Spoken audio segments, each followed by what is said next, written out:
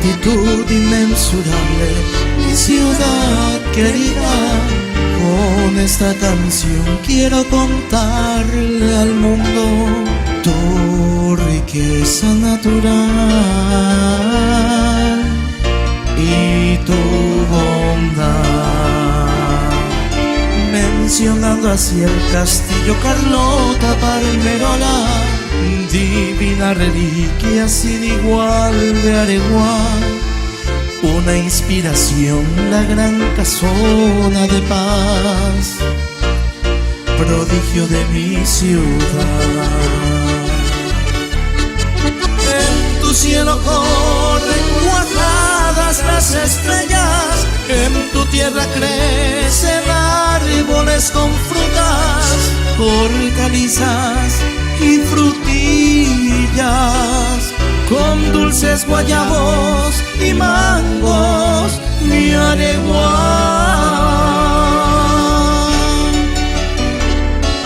En tu lago duerme el silencio, en tus veredas empinadas de alfarería muestran sus obras tus artesanos.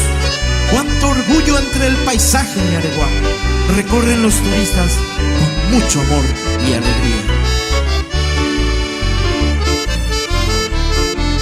Oh, mi ciudad querida, tú tienes el museo, estación terrenal, con aves que vuelan de distintas especies, en el bello cielo, en la distancia, mi Areguá.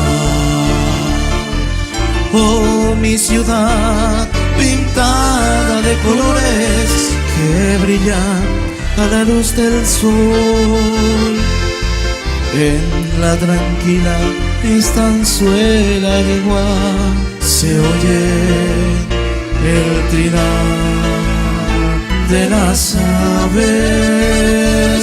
Tierra generosa que ve nacer plantitas de dulce frutos del frutigar, con gente laboriosa, Areguá, grande es tu nombre, con jardines hermosos, bella visión atrapa mi ciudad.